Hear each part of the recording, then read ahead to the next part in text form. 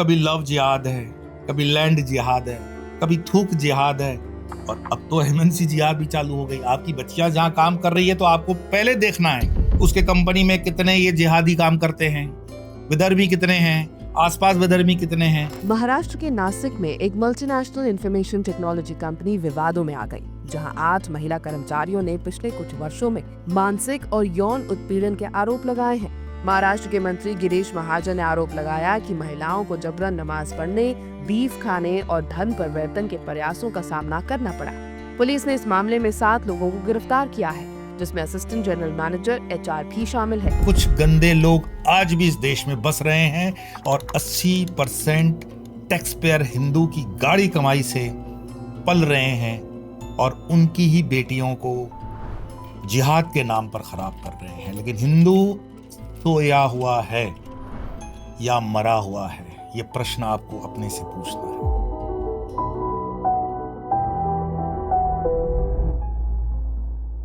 नमस्कार, नमो नारायण।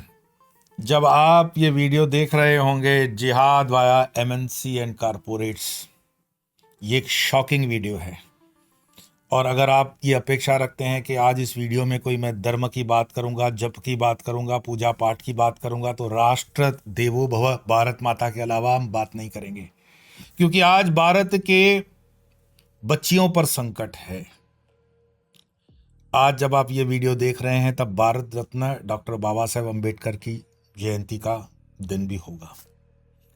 और जिस भारत को पूरी तरह से ये संविधान मिला, स्वाभिमान से आप रहो, और धर्म के आधार पर बंटवारा करके जिस नापाक स्थान को हमने पाकिस्तान घोषित किया ताकि गंदी मैल वहां जाए, उसमें से कुछ गंदे लोग आज भी इस देश में बस रहे हैं और 80% टैक्स पेयर हिंदू की गाड़ी कमाई से पल रहे हैं और उनकी ही बेटियों को जिहाद के नाम पर खराब कर रहे हैं। लेकिन हिंदू सोया हुआ है या मरा हुआ है, ये प्रश्न आपको अपने से पूछना है।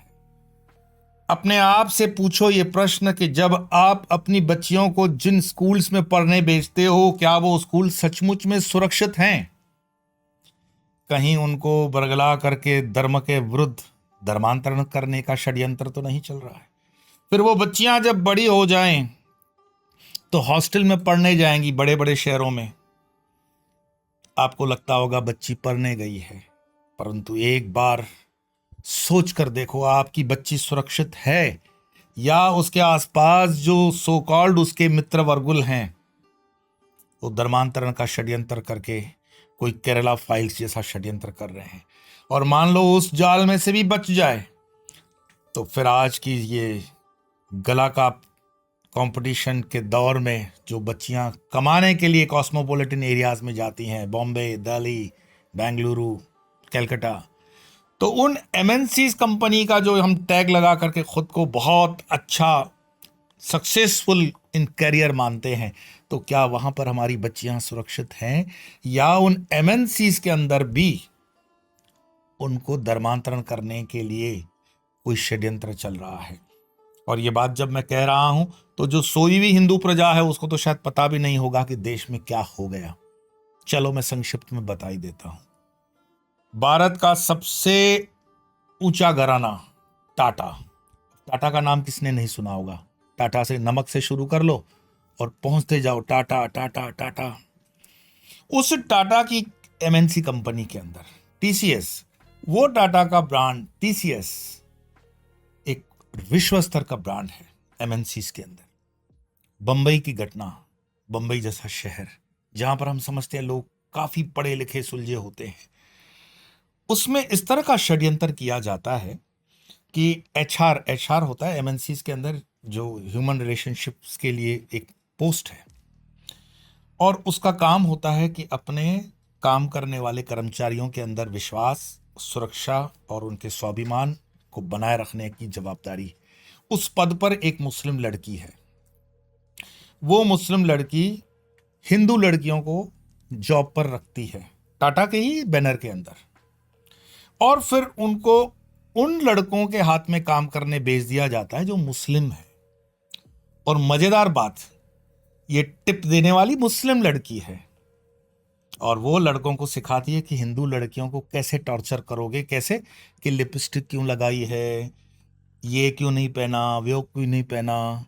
और अगर वो लड़कियां एचआर को कंप्लेन करें, जो कि एमएनसी का कारपोरेट्स का कल्चर होता है, आप एचआर को कंप्लेन करोगे तो वो लड़की धड़ल्ले से उन कंप्लेंट्स को कभी नहीं लेगी और उन मुस्लिम लड़कों को पूरा का पूरा संरक्षण देते हुए पूरे एमएनसीज के कारपोरेट कल्चर पर कलंक लगा देगी। लेकिन ये बात चलती रहेगी, कब पते पड़ेगी। जो हिम्मत करके लड़की बाहर आई पहली, उसने ये केस खोला और उसके बाद बंबई की पुलिस थोड़ी सी अलर्ट हुई। अब तो एनआईए, आईबी वगैरह वगैरह वगैरह हो गया। तो छांगुर बाबा, आपको याद है वो केस छांगुर बाबा? तो ये छांगुर बाबियां भी बहुत हैं समाज के अंदर, ये छांगुर बाबियां, छांगुर बीबियां। मैं कुछ ज्यादा प्रोपोर्शन इसलिए नहीं कह रहा हूं कि ये मैं कंप्लेन कर रहा हूं हिंदुओं से ही कि अरे मूर्खों, किस पर भरोसा कर रहे हो? अपने बगल में लोमड़ियां सुला देने से लोमड़ियां कभी गाय नहीं होती। और हमारे जो संत महात्मा बोलते हैं ना कि गौ माता की रक्षा करो, गौ माता की रक्षा करो। भाई मैं भी चाहता हूं, पहले 4 पैर वाली गौ माता की रक्षा तो करोगे, या पहले अपने घर की जो माता है 2 टांग वाली, उसकी रक्षा करोगे? हिंदुओं की स्त्रियों पर धर्मांतरण की तलवार लटक रही है, गाय को बचाओगे या मां को बचाओगे? अब आप नाराज हो सकते हो मुझसे मेरी इन कड़वे शब्दों से, पर जिस दौर से ये समाज गुजर रहा है, जब तक आप सतर्क नहीं होते हो, क्योंकि कभी लव जिहाद है, कभी लैंड जिहाद है, कभी थूक जिहाद है, और अब तो एमएनसी जिहाद भी चालू हो गई। आपकी बच्चियां जहां काम कर रही है तो आपको पहले देखना है उसके कंपनी में कितने ये जिहादी काम करते हैं, विधर्मी कितने हैं, आसपास विधर्मी कितने हैं। मैं एक एक करके आऊंगा, आपको बताऊंगा कि आप कितने सोए हुए हो और आपके आसपास ये कितने विधर्मियों ने, जिहादियों ने आपको घेर रखा हुआ है। क्योंकि संत का काम है समाज को जगाना और चेतना देना। मैं आपके, हो सकता है मन को थोड़ा बहुत पीड़ा दे रहा हूं शब्दों से, लेकिन मेरी पीड़ा को आप समझ पाएंगे अगर आप भारत माता से जुड़े हुए हो, सनातन से जुड़े हो। कभी कभी क्या आपने सोचा है, आप जहां से चश्मे बनाने जाते हो वो मुस्लिम की दुकान है, लेकिन उस पूरे मुस्लिम की दुकान में जहां वो दाढ़ी और टोपी लगाया हुआ है, उसके रिसेप्शन पे हिंदू लड़की है। क्यों? दिमाग की घंटी बजाओ, क्यों? आप जूते की दुकान पे जाते हो, सारे मुस्लिम हैं, लेकिन कैश लेने वाली लड़की है हिंदू। क्यों? आप किसी व्यवस्था में भी जाओ, किसी भी व्यवस्था में जहां पर मुस्लिम एडमिनिस्ट्रेशन मैनेजमेंट है, वहां पर हिंदू लड़की काउंटर पर क्यों होती है? आज तक मुझे लगता है बजरंग दल, वीएचपी ने भी इस चीज पर ध्यान नहीं दिया होगा। अगर उस पर सर्वे करोगे तो जवाब सीधा आएगा। ये भी अपने आप का एक वुल्फ जिहादी अटैक है। एक अकेले लड़की का शिकार करो, उसको उतना प्रेशराइज करो कि वो धर्म छोड़ दे, उसको गलत गंदे किस्म के वीडियो दिखाओ और उसको उसके धर्म के प्रति प्रश्न चिन्ह खड़ा कर दो मन के अंदर, और वो कंफ्यूज हो जाए। और कंफ्यूज तो होती है। इस कंफ्यूजन के अंदर बॉलीवुड बड़ा काम करता है। मैं आपको जो उदाहरण दे रहा हूं वो कोई राष्ट्रीय उदाहरण नहीं है, पर पिछले दिनों हमारे पर्व महाकुंभ में एक मोनालिसा नाम का जीव बहुत फेमस हो गया था। तो उस मोनालिसा ने भी अंत तो वही किया जो हर हिंदू लड़की बॉलीवुड में करती है, ऑलमोस्ट किसी गैर हिंदू से उसका शादी होना। अच्छा, उसने अपना जो बचाव में पक्ष रखा है वो आप इस क्लिप से समझ। सभी ये भारत में पहली बार नहीं हुआ है कि मैंने एक हिंदू मुसलमान से शादी की है, कि कितने सोनाक्षी सिन्हा ने किया है, करिश्मा कपूर ने किया है, सभी ने किया है। हमारे बॉलीवुड की जो आदर्श हैं वो आदर्श हैं सोनाक्षी सिन्हा, हमारे बॉलीवुड की आदर्श है करिश्मा कपूर। तो मोनालिसा एक वैलिड क्वेश्चन पूछती है कि वो कर सकती हैं तो मैं क्यों नहीं कर सकती? और धर्म की तो आप देखो कि हम लोग क्या ट्रेनिंग देते हैं बच्चियों को, कि अब उसको दिमाग में ये भी कीड़ा दिया गया कि राधा और कृष्ण ने क्या एक दूसरे से पूछा कि तुम हिंदू हो कि मुस्लिम हो?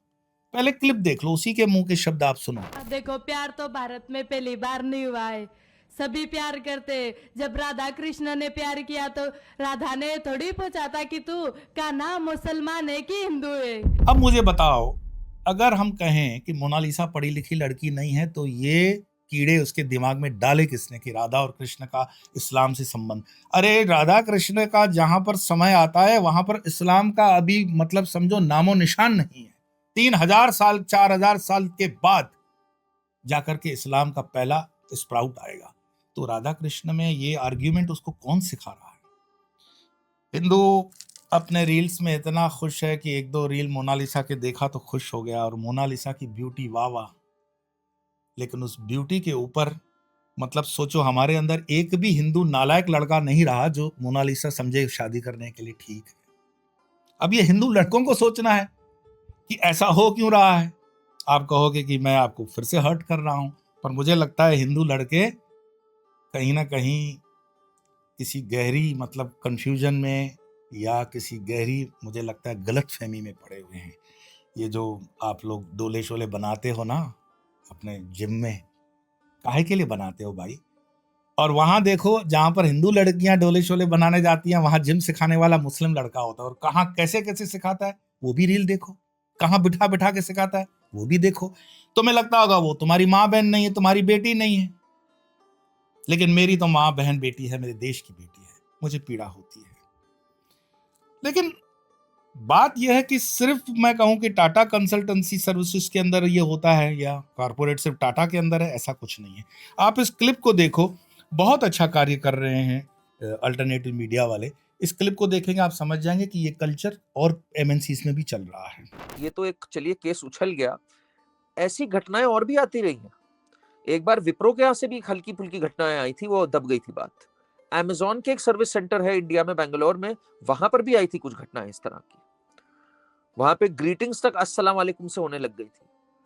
तो ये जो religious indoctrination plus sexual perversion का एक कॉम्बिनेशन है, जो कि एक विशेष मजहब से ही ताल्लुक रखता है, टू बी ऑनेस्ट, वो हमें दिख रहा है आज प्राइवेट सेक्टर में। तो यही होता है, जब पंचर बनाने वालों को आप बड़ा पद दे दो और टीम लीड बना दो तो वो मेंटालिटी नहीं बदलती है। इसका एक बहुत बढ़िया उदाहरण आज हम सबके सामने है। तो आपने देखा कि उन्होंने नाम लिया कि विप्रो के अंदर, अमेजॉन के अंदर और अन्य एमएनसीज में भी ये चल रहा है। मुझे बताओ, इस देश का सिस्टम होता था कि हम एक दूसरे से मिलते थे तो कहते थे राम राम, ये सलाम वालेकुम जो कहने वाले उनको भेज दो सऊदीया। ये देश हिंदुस्तान हिंदुओं का है और धर्म के नाम पर बंटवारा हो गया, हमने दे दिया। अब इस देश में जो कहा जाता है ना कि इस देश में रहना होगा तो वंदे मातरम कहना होगा, और अभिवादन में फोन पर ये हेलो हाय छोड़ दो, राम राम करो, जय श्री कृष्ण करो, हरिओम करो। तो ये जो सलाम वालेकुम वाला ट्रेंड चला, मैंने एक अपने मुस्लिम मित्र से पूछा था, मित्र कह रहा हूं, सम्मान से कह रहा हूं मित्र, कि ये सलाम वालेकुम का अर्थ क्या होता है? सलाम वालेकुम का उसने अर्थ बताया कि शांति है।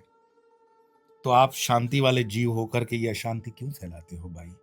क्या इनके मौलवियों को या वो AIMM अपना हैदराबादी बिरयानी उसको पता नहीं है क्या चल रहा है? अच्छा, इस पर मैं अगर कहूं ध्रुव राठी, अगर तुम सचमुच में किसी सनातनी परिवार के बच्चे हो, हे ध्रुव राठी, अगर तुम्हारा पिता हिंदू और माता हिंदू है तो इस पर एक बनाओ ना एपिसोड। तुम लोगों की धर्म के अंदर ना आस्था है न धर्म के अंदर समर्पण है। हिंदू धर्म को जितना नुकसान कर सकते हो तुम लोग करते हो, खाते हिंदुस्तान की हो, खून तुम्हारे रगों में हिंदुस्तान का, ऑक्सीजन जो फैली वो हिंदुस्तान की। अब जाकर के जर्मन शेफर्ड बन गया तो उससे क्या हिंदुस्तानी चेहरा बदल दोगे? बनाओ चेहरा, बनाओ उस पर एपिसोड। लेकिन इन लोगों से कोई हिसाब लेने वाला नहीं है, और हिंदू युवा इतना मरा हुआ है कि उसके आंख कान के नीचे ये सब चीजें हो रही है। बड़े बड़े कारपोरेट हाउस फैशन के नाम पर आप देखते हो दिवाली के अंदर मियाँ शोरूम खुलता है। दिवाली हमारी, ज्वेलरी हमारी, बिंदी हट गई, सुहाग की निशानी, सिंदूर हट गया, तो उस इस्लामिक राष्ट्र बना दो उसको, यही तो चाहते हो।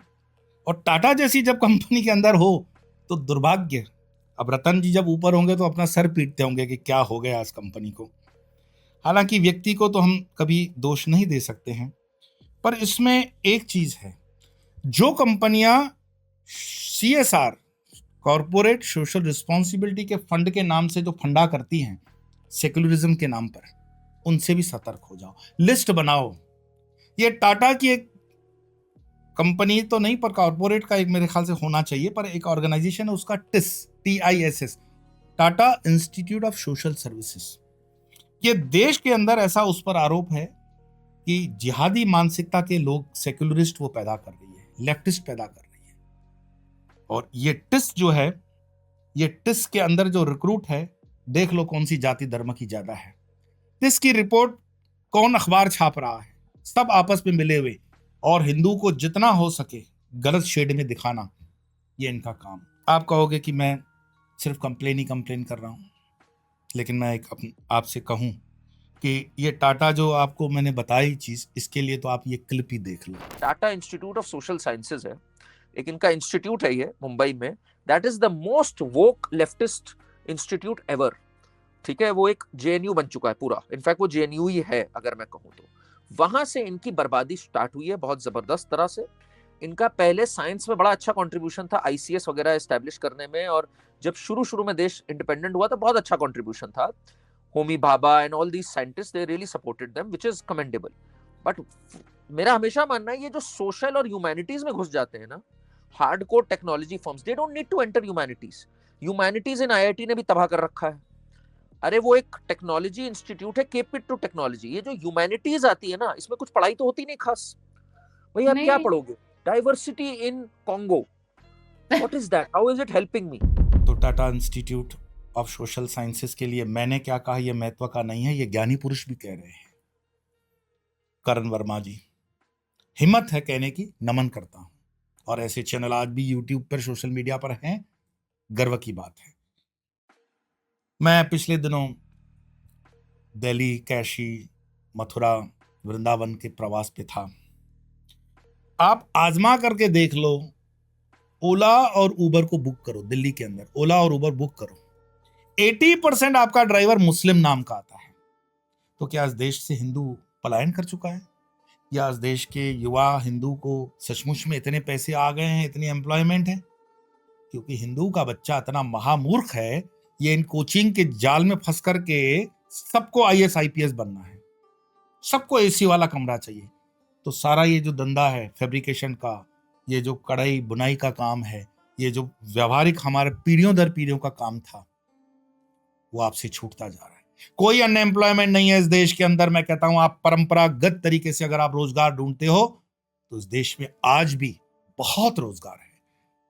हम अपने आश्रम के लिए कर्मचारी ढूंढते हैं, नहीं मिलते हैं भाई, इतनी कमी है। लेकिन वही बांग्लादेशी आ जाता है, कोई भी विधर्मी आ जाता है, हिंदू को काम नहीं करना। क्यों? क्योंकि हिंदू को मुफ्त का चावल मिल रहा है, मोदी सरकार है, जिंदाबाद जिंदाबाद, लेकिन इससे नुकसान हिंदुओं का हो रहा है। स्वाभिमान से अपनी सब्सिडी छोड़ दो और काम करो। और जिन कामों को परंपरागत हम करते थे, चाहे वो कारपेंट्री हो, फैब्रिकेशन हो, कलर का काम हो, मिस्त्री का काम हो, वो हिंदू अपने काम पर लौटे, क्योंकि उन कामों में जो गैप हो रही है। यहां तक कि मैं हरिद्वार में जब छोटा सा अपना आश्रम बना रहा था, मुझे एक भी हिंदू कारीगर नहीं मिला। और मुझे वहां के सारे जो मठाधीश हैं या संत हैं, वो कह रहे थे हरिद्वार के अंदर आपको हिंदू कारीगर नहीं मिलेगा। वो मोनू, वो छोटू, उस नाम के मुस्लिम घूम रहे हैं। जब आप जीपे करो तब पता पड़े कि ये तो मियां भाई है। कहां गए हिंदू कारीगर? हिंदू कारीगरों को IAS IPS बनना है। और वो जो कोचिंग इंडस्ट्री है ना, वो भी एक किस्म का तो जो काम कर रही है देश के अंदर। मैं पिछले दिनों एक रील देख रहा था इंफॉर्मेटिव, कि ये एक किस्म से देश के अंदर मतलब देश विरोधी लहर बनाने में कोचिंग इंडस्ट्री का बहुत बड़ा हाथ हो रहा है। कौन कर रहा है इनको फंडिंग? और हिंदू सोया हुआ है। और तब पकड़ा जाता है जब टाटा की कंपनी में कुछ होगा, आवाज आएगी, पुलिस एंटर करेगी, तब पता पड़ेगा कि ये इतना बड़ा षड्यंत्र हो गया। तो मैं दिल्ली की बात बता रहा हूं कि कोई भी ओला उबर आप करके देखो, आपको 80% ड्राइवर मुस्लिम मिलेगा। मैं वृंदावन जाना चाहता हूं, लेकिन मेरा ड्राइवर जो आएगा वो मुस्लिम है। हिंदू कहां है फिर? अमेजॉन जो आपका इतना बड़ा प्लेटफॉर्म है, इसकी डिलीवरी वालों के नाम पूछो, आपको मुस्लिम नाम मिलेंगे। लोकल कोरियर कंपनी के अंदर आपके पास कोरियर आता है, उसका नाम पूछो, आपका अधिकार है, आपको मुस्लिम मिलेगा। क्या मैं पूछ सकता हूं, इस देश के अंदर हम जो टैक्स पे करते हैं, वो पुलिस डिपार्टमेंट और IB के पास ये जानकारी है कि कहां कहां किस किस क्षेत्र में पॉपुलेशन के अनुपात में लोग काम कर रहे हैं, और वो पर्टिकुलर सेगमेंट में क्यों काम कर रहे हैं? जहां पर भी एड्रेसेस का काम होता है वहां पर आप इनको देखोगे, इस मानसिकता के लोग देखोगे। और हिंदू है कि जाग नहीं रहा है। लड़ाई पाकिस्तान से, बांग्लादेश, चाइना से लड़ाई नहीं है।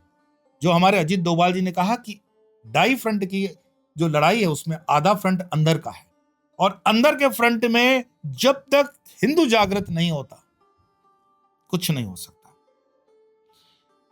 कभी पूछो तो ये विधर्मियों के अंदर, ये इन जिहादियों के अंदर ये मानसिकता के कीड़े पैदा कैसे होते हैं? हम कहते हैं अनपढ़ हैं इसीलिए, पर ये तो सारे पढ़े लिखे थे। वो अंसारी था ना हमारा वाइस प्रेसिडेंट, कितना पढ़ा लिखा, लेकिन जिहादी कीड़ा था कि नहीं था? देश को कितना नुकसान कर सकते हो करो, क्योंकि उनकी देश के प्रति कोई वफादारी नहीं होती है, उनकी देश के प्रति कोई आस्था नहीं होती है। वो सिर्फ एक ही आस्था जानते हैं और आपस में लड़ मरेंगे। आस्था तो ईरान की भी वही है, सऊदिया की भी वही है, दुबई की भी वही है, फिर एक दूसरे की आपस में मारेंगे। लेकिन हिंदुस्तान के अंदर जिस देश में रहेंगे उस देश को गंदा करेंगे।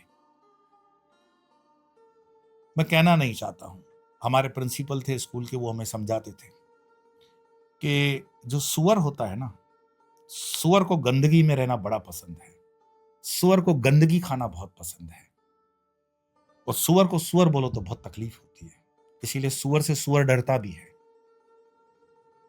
इस गंदगी को अगर अभी भी गंभीरता से तुम नहीं समझते हो तो मुझे लगता है कि ये देश जिन हाथों में अभी तो है सुरक्षित है। तो मुझे कह दो मैं मोदी भक्त हूं, मैं राहुल भक्त होने को तैयार हूं। एक बार राहुल और प्रियंका से पूछ लो कि हिंदुओं के विषय में तुम क्या सोचते हो, हिंदू धर्म के प्रति तुम्हारा नजरिया क्या है, हिंदू देवी देवताओं के बारे में तुम्हारा नजरिया क्या है। वो जवाब सिर्फ दे दे, सिर्फ जवाब दे दे।